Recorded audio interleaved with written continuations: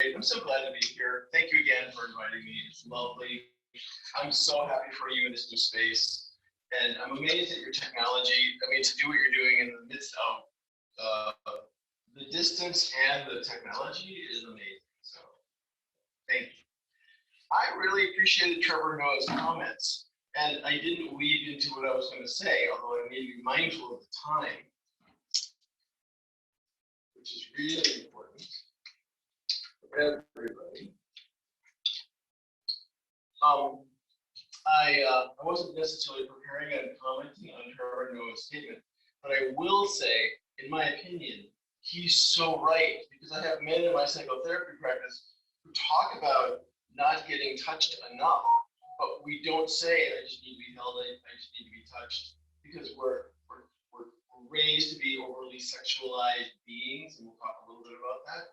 And so sex is a vehicle for multiple levels of intimacy, including physical touch, that we don't get enough of.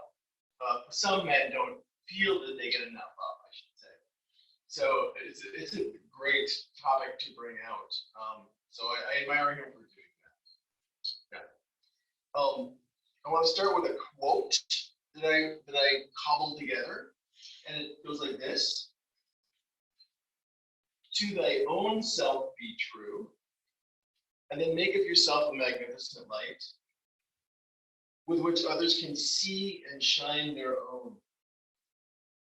I'll do it again. "To thy own self be true, and then make of yourself a magnificent light, with which others can better see and shine their own." That's a combination of what the Buddha said when he died. Sorry, it's a combination of what Shakespeare said, "To thy own self be true," what the Buddha said, "Make of yourself a magnificent light," on his deathbed. And then what I add is, so that people can better see and shine. Because if we hoard our gold, there is less shining in the world. And we have less gifts for others to find their true essence and bring their beauty into the world. And so much of what I'm invested in this topic, where are the authentic men, is helping men find their inner gold and share it in a way that really helps the world. Because right now, I think the world is in a lot of problems, has a lot of problems. So I'll only take a little bit of your time to talk a little bit about authentic manhood and what I'm trying to do to kind of raise it up into the world, because right now I think we really need it. So the problem, as I see it, is that there's a lack of authenticity for people, as well as for men in particular. And this is a scarcity of authenticity. Scarcity of authenticity. And what is authenticity? Webster says, the quality of being genuine, true, real, or whole. And then comes along an author yesterday I wrote down when I gave a talk on this, and this is a different copy, but there's some qualifying elements that I think are helpful. So being self-aware is part of being authentic. Being present and valuing experiences, following your inner guidance, integrity, honesty, and values of relationship, and taking personal responsibility. Those are some qualifying elements of authenticity. Because how many of us, raise your hand, how many of us have ever really thought about, what does authenticity mean for me, or just in general? Right. So what I'm trying to do is begin a conversation with men in particular on what does authentic manhood look like, let alone authentic personhood. Because you start as a person, and then it's like, well, how does that apply to how I am as a male and as a man in the world? And if we never think about that, then we're missing an opportunity to be intentional, present, and informed about how we are in the world. I hope that makes sense. So, one part of this crisis is that society says, well, we really want you to have, we have wants for you. We want you to want things, fame, money, thrill, pleasure, sensations, nice things. And so much of what society tells us, which is important in society's eyes, are those things. But when we say yes to that, somehow we neglect our authenticity, which might say, no, I don't want that, and I don't need that. So we're kind of in a trance-like delusional state, unconsciously driven by a society that says, do all of these things. And then we set ourselves up, well, gosh, I don't really have the house and the pleasures and the vacations and the things that other people do that I'm told is the hallmark of healthy living. And then we can have a little criticism or judgment or blame or shame toward ourselves because of that. And that foundation happens to all humans. And a lot of what I've been trying to really focus on men in particular is where their own self-judgment and their own kind of negative core beliefs about themselves come into how they treat other people. Because we tend to treat other people the way we treat ourselves. So if I'm feeling judgmental, short, not enough, maybe I'm addicted to perfection or things that society tells me that I should be interested in, or I'm lost, myself is lost in an addiction or something. It's very difficult to show up for other people because I'm so struggling with my own stuff. And so because I work a lot with men, and I work a lot with women, but since 1988, I've been growing in my interest in supporting men because I think many men need a lot of help. And because they have power and influence, the world is influenced by men, particularly those in power. But families are struggling because there are a lot of men who don't know how to be in a relationship in an effective way, and they're lost in their own authenticity. So that's part of my motivation. When we feel like we know exactly who we are and everything's great and we're just listening to society, but we're not aligned in our authenticity, we tend to think at the ego level that I am all I should be. I have all that I need based on society's expectation. Or I work a little harder and make sacrifices to connect with what society wants me to have. And there's this line in the movie Avatar, which I love, from 2009, where Neytiri's mother, who is this kind of medicine woman extraordinaire, says to Jake Sully, who is the embodied avatar, who's actually a human, but I don't know if you've seen the movie. She says, it is hard to fill a cup that is already full. If you're full with your own ego, what do you need from me? You're not going to take what I have to give. It's almost like the soul saying, oh, Mr. Ego, I have something to share with you. But the ego's like, no, I'm good, thank you. So we're missing the authenticness and the soulfulness because we think we're doing what we should be doing based on society as opposed to our soul or our deeper self. So I'm trying to get people to awaken to their authentic self. Making sense so far? It's okay to say no if you need to. Thank you. I'll wait.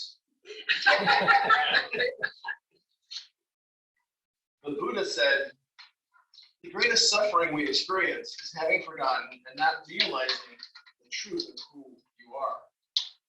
So if that's true, then there's a call for authenticity. I love it. There's a village in Thailand that's been there very long, and they've had this huge statue that's been there a long time of the Buddha. And it's covered in clay, and of course the seasons of monsoons, hot, dry weather leaves cracks in it, and it's not really great for statues to be out for 1,000 years. So an aspiring monk decided to fill the cracks in the statue and went with a flashlight and looked into the cracks, but what came back out was the gleam of gold. And then he went to another one and shined it, and then again the gleam of gold. And he said, hey, everybody, come over here. And so they realized that the clay covering was hiding gold underneath. So they tore away the gold, they tore away the clay, and they found that this is a solid gold Buddha figure, and it's the largest in that part of Asia. So that's kind of cool. And the monks had said, well, the story was that they protected the statue with clay because in social tumultuous times, it could have been ruined.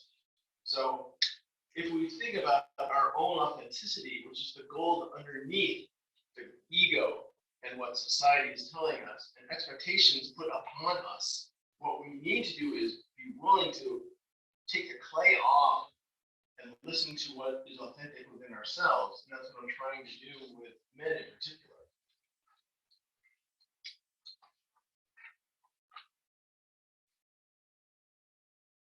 So one of the things that I think is really important in reference to doing that is thinking about what gets in our way as men of finding our goals and living our goals.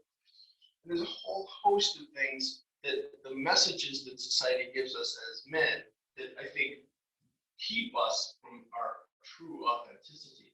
I do think that women have their own societal messages, expectations, demands. I think that people who are not binary in their gender identification also have a space for being judged and attacked because they don't fit into the expectations for this is how men are, this is how women are in our society, which is going to be very difficult. I have some clients who identify as trans, and it's like, how can you find your place, let alone your authentic sense of self? A lot of work. So when we think about, first we think about what is the, if men are being inauthentic, what is the price tag for that? How do we know that men are really suffering? We're assuming it's related to not being authentic, but men in particular are suffering, and I'm going to give you some examples of how we know that many men are suffering. I'm not going to give you statistics. I'm going to refer you to statistics if you want. But these are some of the categories that tell us that men are really struggling. If you look at the numbers of suicide rates in Minnesota, men versus women, there's a high number, increasingly so. Drug treatment, alcohol program attendance, diagnosed and undiagnosed mental health disorders, attendance numbers of men in shelters and halfway homes, acts of violence, which would be social or relational or domestic or other, terroristic threats and or actions, hate group participation and actions, participation in white supremacy groups, white collar crimes at many levels of society, numbers by gender on reduced college attendance, dropout rates, and graduation rates, incarceration numbers, death row inmate numbers by gender, numbers of people defacing public property, even doing graffiti, January 6th stormed Capitol, numbers of men involved, large numbers of very high level sports coaches who sexually and inappropriately abused their female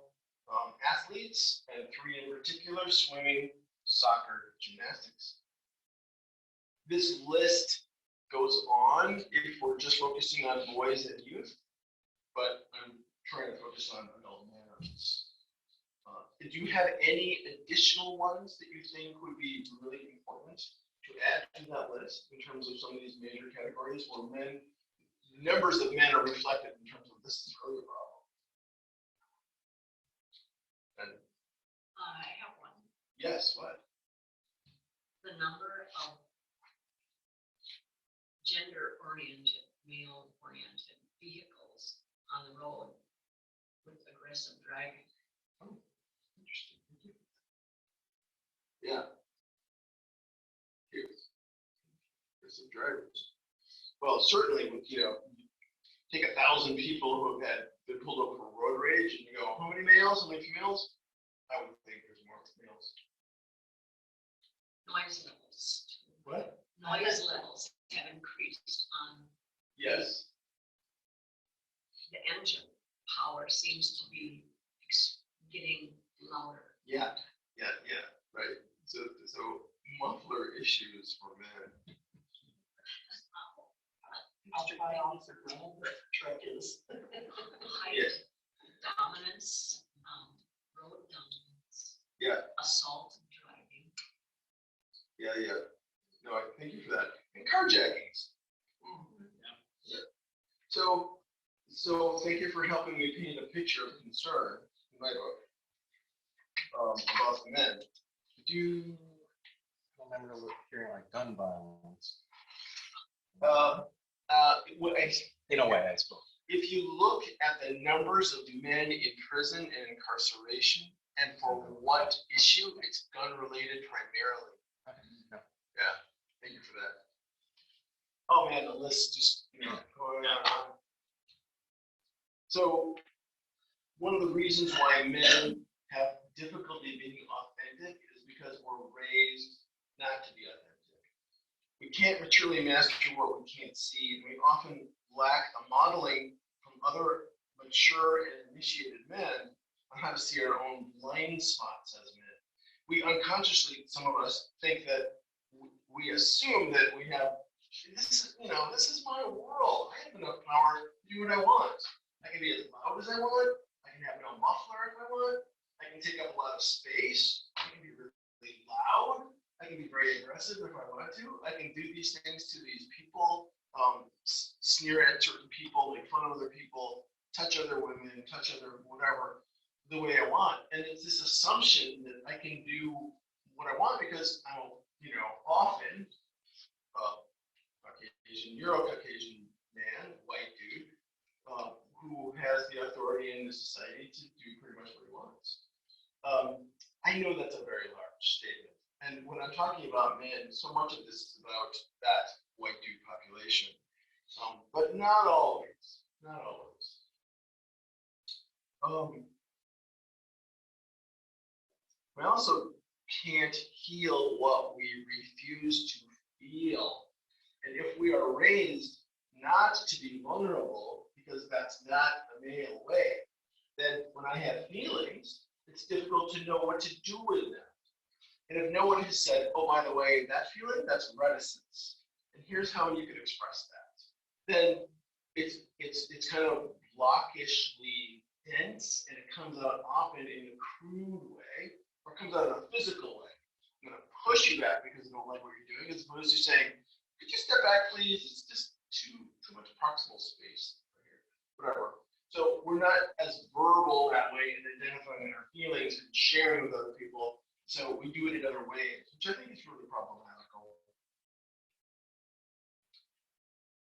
And then we have these messages that society gives. I want to be so mindful of time. We have these messages that society gives us regarding being men that help construct an understanding as to why men do what they do. I'm just going to give you a flavor for some of those. Be strong, be independent, be invincible.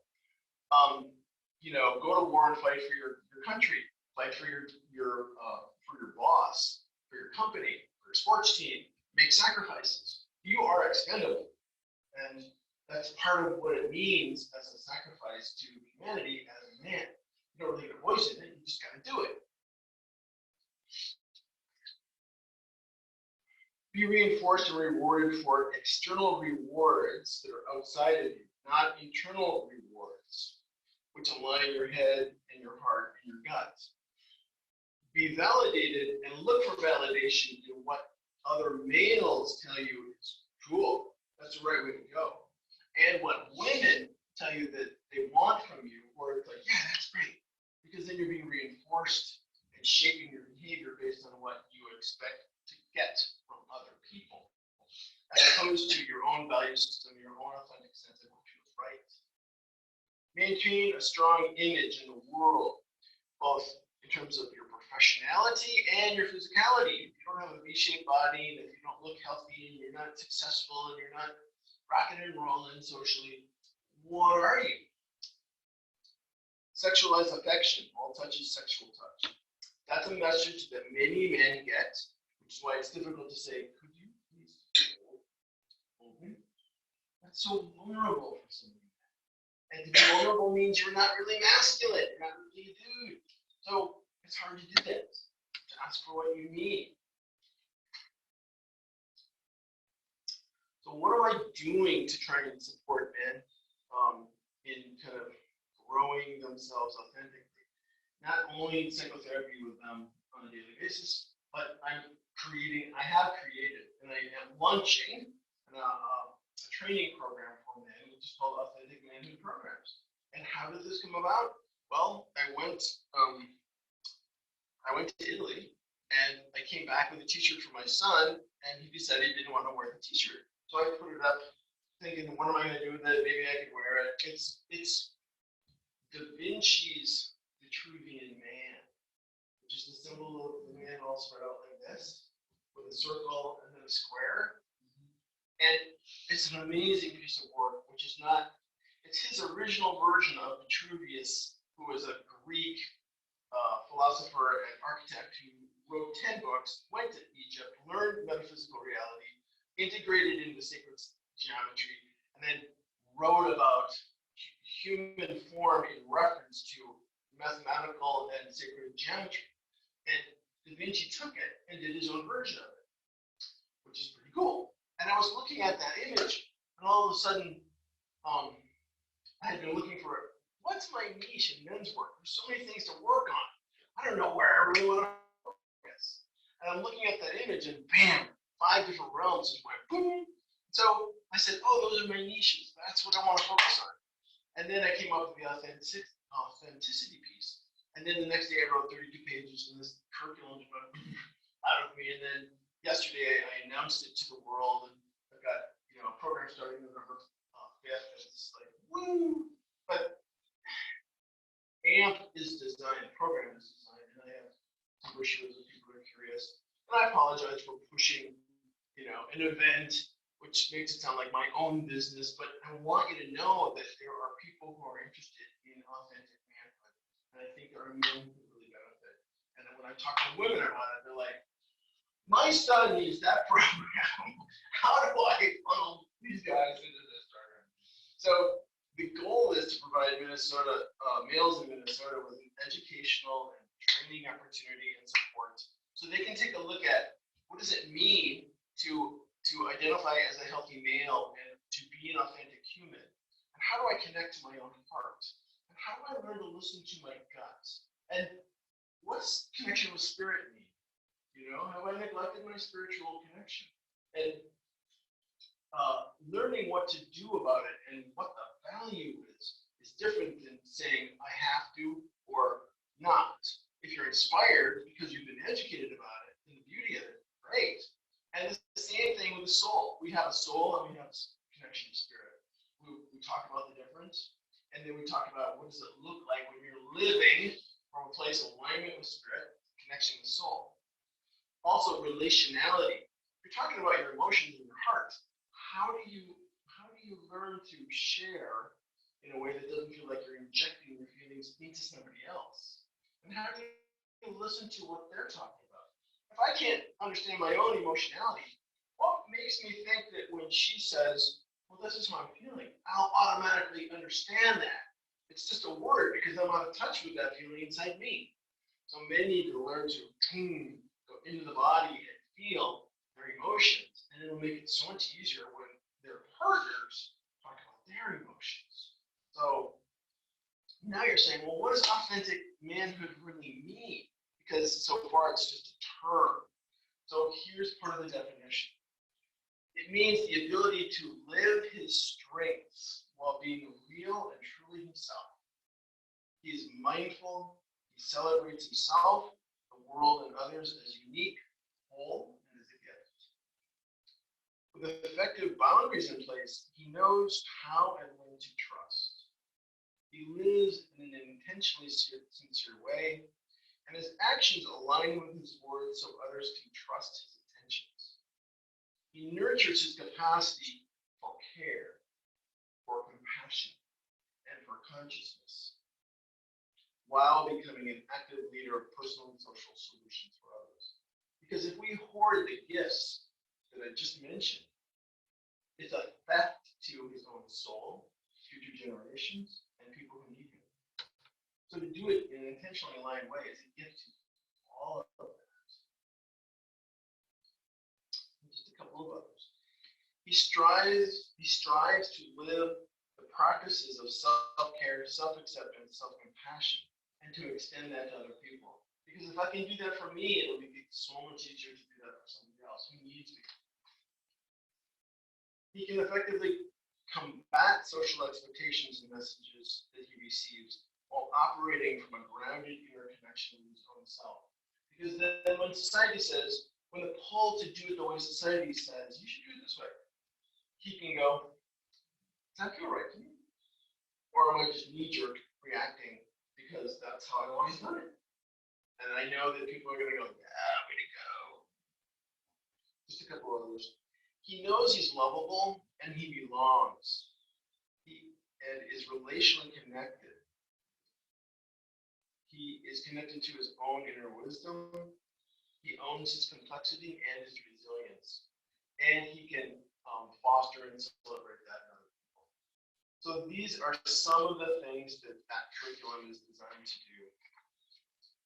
And there's a lovely example of someone speaking and being authentic as a male.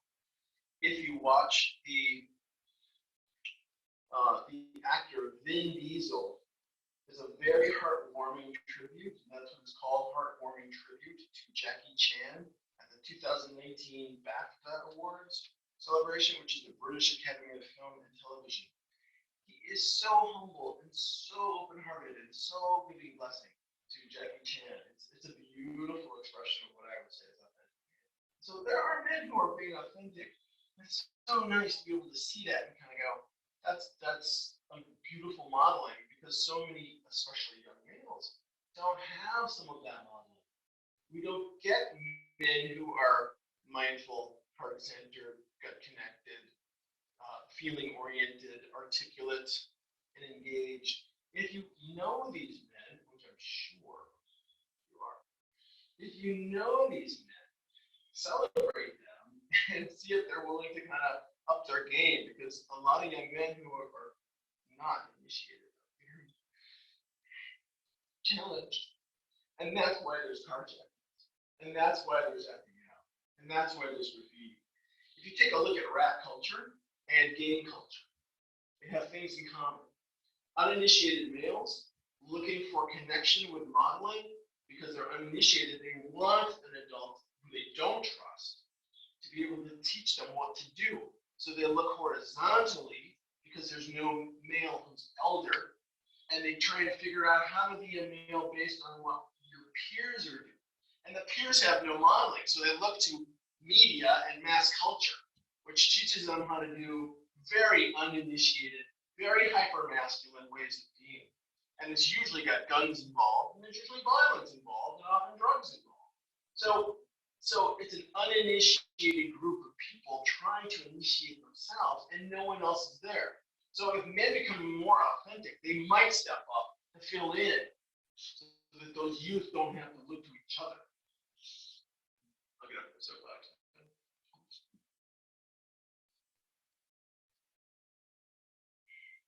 How much more time do we have? It's 10:25. We're done at 10:30. Perfect. I'll just take one more moment.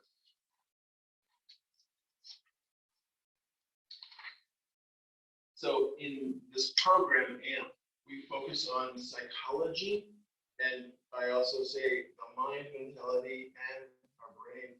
Because if I don't know who I am and I can't identify what healthy masculinity means to me, or healthy manhood, and I don't have a good sense of who I really look up to and what's really important to me in alignment with my values, I'm not going to be very effective in the world.